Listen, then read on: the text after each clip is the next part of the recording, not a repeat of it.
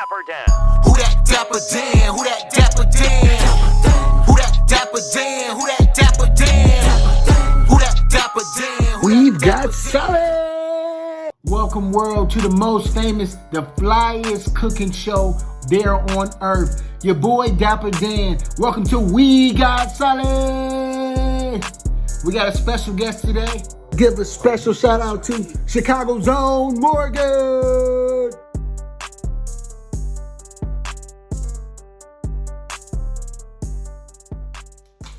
So welcome to the show. The first guest of our show. The first guest. Yes, all the way from Chicago. And I am Southside. Yeah, so what brought you to Ohio? My sister is graduating, getting that young master's degree. Okay, well shout out to sis for getting the master's degree, because Lord knows I ain't make it out of high school. No. No. But yeah, kudos, when everybody, open them books and getting degrees, Yes. So, but hey, remember, C's get degrees. Listen, C's get a big degree. But So you came all the way from Chicago. Well, welcome to my show. Yes, thanks for having me. So the inspiration of this show is just, just celebrating life, celebrating the good things people are doing out there in the world, spreading it, but also spreading health, Yes. So that's the key of it. So, you say you're from Chicago. What was it like growing up in Chicago? Chicago it's so funny that you asked, because Chicago is really what you see on TV, but also there's another side of it, the ins and outs. Side right? Yeah, that is a thing, but we don't call it that. Okay. Like, that name's it hit a little different. Yeah. But Chicago is a beautiful place, like for real. Growing up on the South Side, like you've seen the craziness, you've seen the drugs, but you also get to see how creative people are, how united people can be, just being a city with such a rich culture. I love it. Love it, wouldn't trade it. And all around the world, I came back. Yes, I was. What time was that?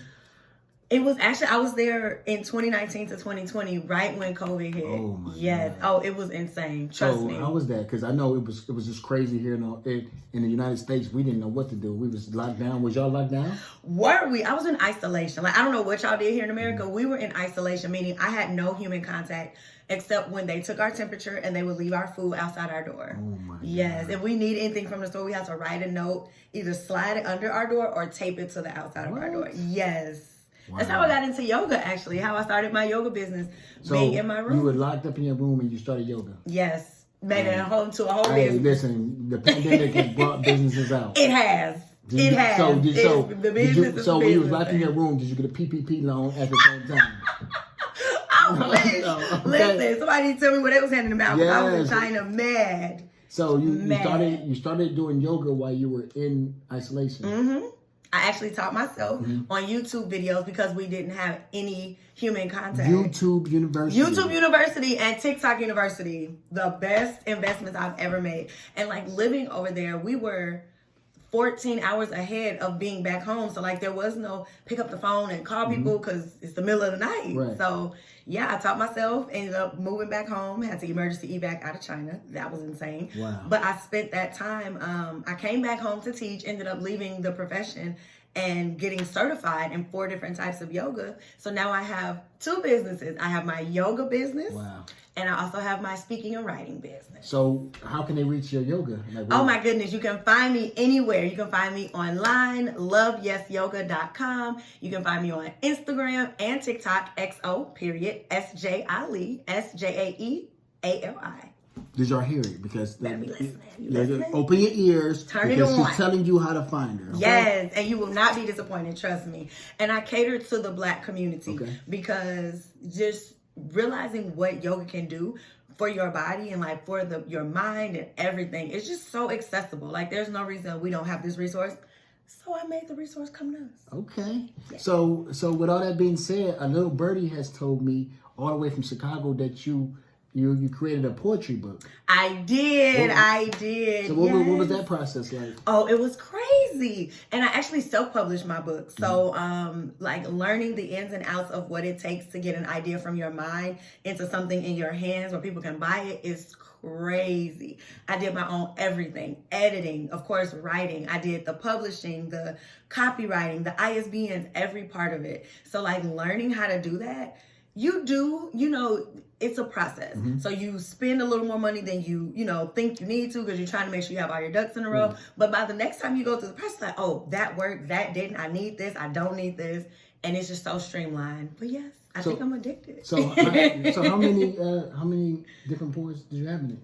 I have 2 books. I have 2 books, and my first book, I want to say, has over 100 poems. Wow. And then my second poem, I wrote it for my 30th birthday, so it has 30 poems in it. Congratulations. Thank you. Yes. Black people doing amazing things is what I'm talking about. No limits. And that is the biggest thing, like no limits. Anybody else can do it, we can do it, but we do it the best. Yes. Nobody can do it better than us. You said right. Nobody does it better than us. Right? Speaking of just doing it the best, how do you stay fit? Man, it's such a thing, like making sure that you're mentally fit, because I've been in a space where I was physically fit and my brain was like exhausted. Oh my God. So making sure that I take breaks for rest, whether it's a nap or just not doing anything, making sure my brain gets a chance to recharge, but also making sure that I stick to my yoga routine for myself. Okay. Like, I'm a yoga instructor and I own a yoga business, but I'm still a student. Right. So I still take classes for myself. I still do my own personal practice where I'm doing crazy stuff on the mat, flipped up into all kind of pretzels and stuff. And then also changing my diet has been a huge, huge help for me. So definitely. Changing your diet, so what do you eat? Oh my goodness. My biggest thing is seafood and veggies. Okay. And I love my snacks. I even changed my snacks. I really put my big girl pants on in terms of diet and exercise this year. Yes, the big girl pants. I switch out. So like now, instead of eating Oreos or Nilla wafers, if I want something healthy and like a crunch, I'll eat Honey Nut Cheerios. Okay. If I want something sweet, instead of my ice cream, oh my God. Whew, I'm lactose intolerant though. So so you can't even relate. Oh man, you just out here on my own with my pain. But instead of like my ice cream and stuff, I'll eat pineapples or watermelon. And those are my snacks. I'll just replace them. So I still eat I actually found myself eating more because I'm snacking more. But I'm just very mindful about what it is I'm eating, because having a trash diet and talking about teaching other people how to fly and do yoga, and those 2 things do not go together. So speaking of eating, I've been a vegetarian for over 7 years. Man. So have you ever thought about going into that world? I have. And the biggest thing for me, like, I gave up the hard stuff. I gave up pork, no more bacon. Oh, my bologna does not have a first name anymore. But pork, beef, all that, no red meat.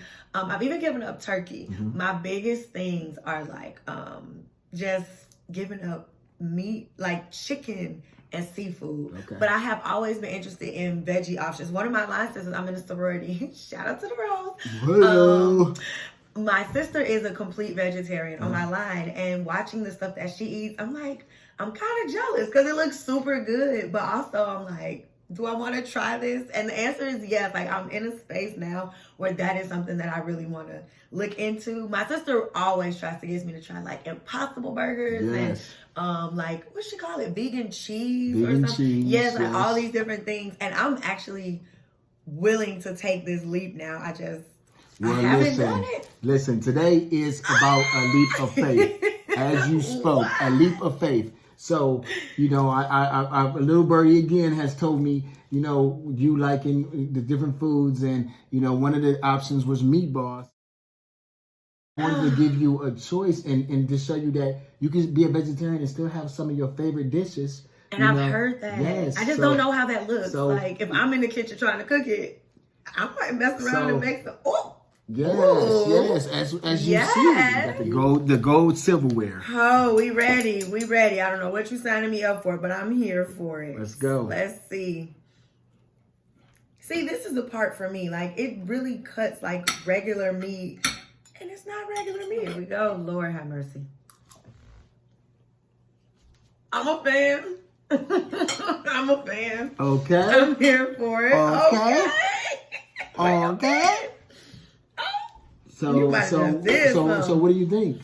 I think this is delicious. I really do.